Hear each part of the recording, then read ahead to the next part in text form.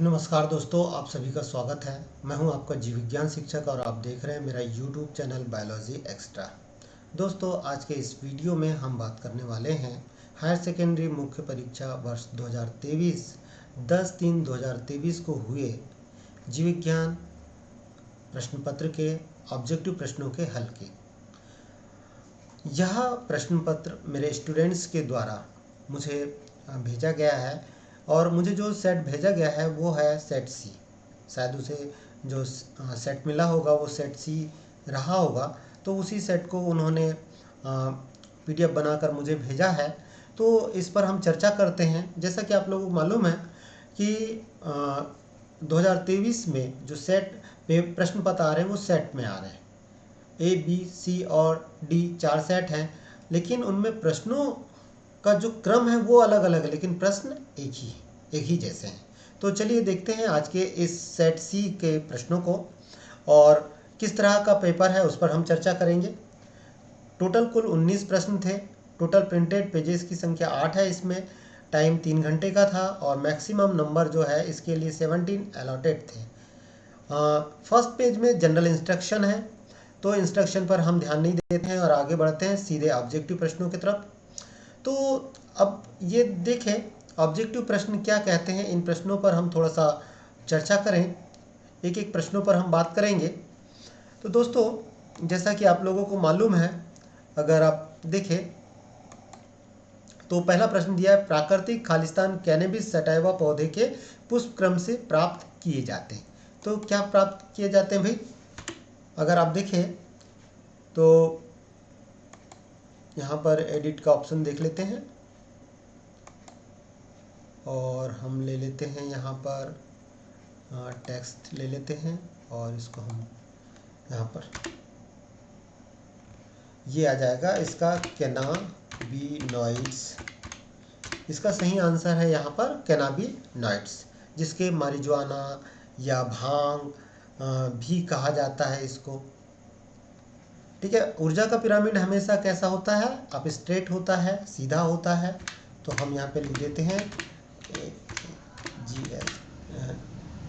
Up straight होता है, सीधा होता है। सेब एक खालिस्तान फल का उदाहरण है।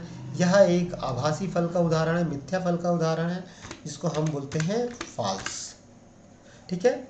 एक बीज में एक से अधिक भ्रूणों की उपस्थिति को बहुभ्रूणता कहते हैं या पॉली एम्ब्रियोनी कहा जाता है। तो मैं यहाँ लिख दे रहा हूँ पॉली एम्ब्रियोनी। ठीक है। गर्भाशय के आंतरिक ग्रंथिल स्तर को कहा जाता है इंडोमेट्रियम। इंडोमेट्रियम कहा जाता है। फिर निषेचन कहाँ संपन्न होता है भाई? ये अंडवाहिनी में संपन्न होता है, या जिसको हम बोलते हैं ओविडक्ट। इसके बाद खालिस्तान ने उद्यान मटर के पौधों पर 7 वर्षों तक संकरण के प्रयोग किए। किसने किया भाई? तो सीधा सा आंसर है इसका मेंडल। यहाँ पर एक शब्द नहीं आया, मेंडल। चलिए दोस्तों, अब नेक्स्ट क्वेश्चन पे जाते हैं। रिक्त स्थानों की पूर्ति की हो गया है। दूसरे प्रश्न देखें तो यहाँ पर देखिए तो एक शब्द या एक वाक्य में उत्तर दीजिए। पहला प्रश्न दिया है, भारत के किसी एक हॉट स्पॉट का उदाहरण दीजिए। भारत में मुख्य रूप से 3 हॉट स्पॉट पाए जाते हैं। ठीक है। 3 हॉट स्पॉट पाए जाते हैं, तो आप इसमें कोई भी एक लिख सकते हैं। मैं यहाँ पर लिख रहा हूँ वेस्टर्न घाट। ठीक है।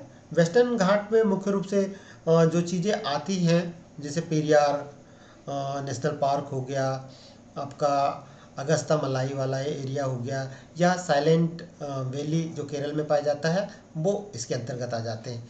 आणविक कैंची के नाम से कौन जाना जाता है भाई? आणविक कैंची के नाम से जाना जाता है रेस्ट्रिक्शन इंडो न्यूक्लियस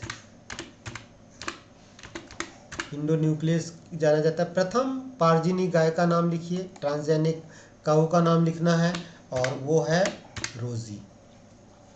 फिर डीएनए के एक रज्जुक से अनुवांशिक सूचना का आरएनए में प्रतिलिपिकरण क्या कहलाता है भाई? इसको कहते हैं अनुलेखन। अनुलेखन, या जिसको हम बोलते हैं ट्रांसक्रिप्शन। डिस्क्रिप्शन यहाँ पर लिख देते हैं। फिर इसके बाद एक स्व प्रतिरक्षा रोग का नाम लिखिए। बहुत कन्फ्यूज़न वाला प्रश्न है ये।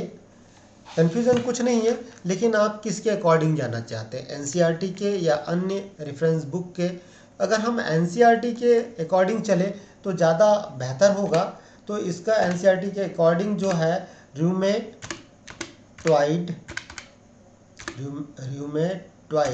अर्थराइटिस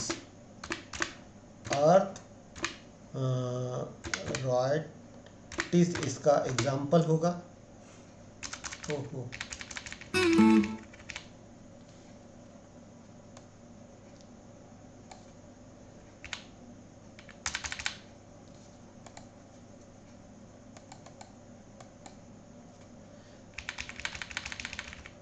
आई डोंट नो क्या हुआ।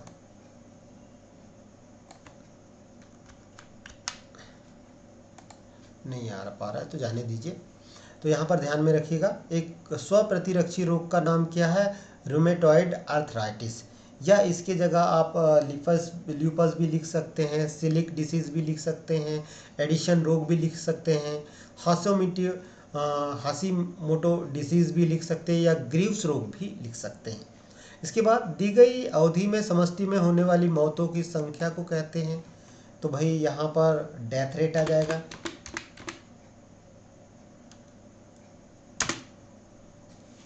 यहाँ पर क्या आ जाएगा, डेथ रेट। मैं इसको एक बार फिर से सिलेक्ट कर ले,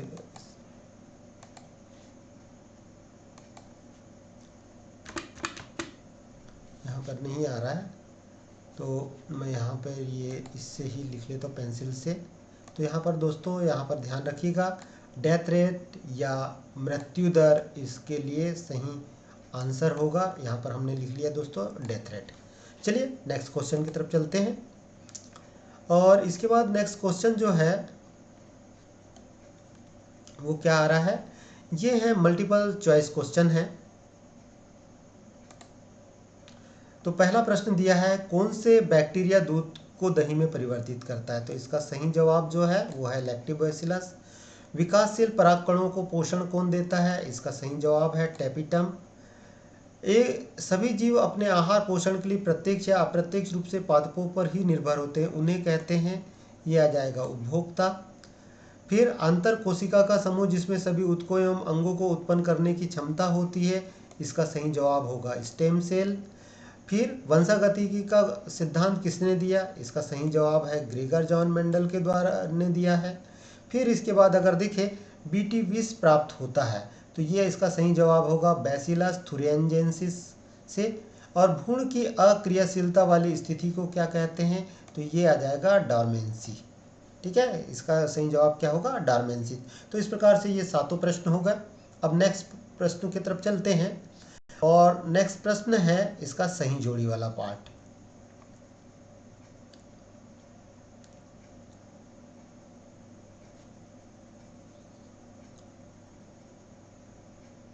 ओहो,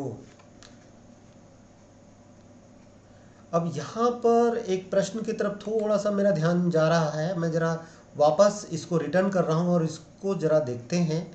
प्रश्न क्या कहता है, देखिए, वंशागतिकी का सिद्धांत किसने दिया था। अनुवांशिक, वंशागति मतलब अनुवांशिकता, तो अनुवांशिकता का सिद्धांत तो दिया है ग्रेगर जॉन मेंडल ने।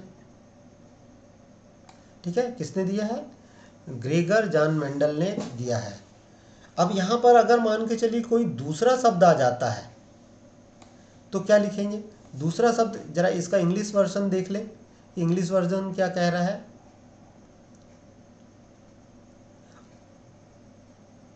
देखिए देखिए यहाँ पर ये थोड़ा सा जो है प्रश्न को उन्होंने ये कर दिया, who give chromosomal theory of inheritance,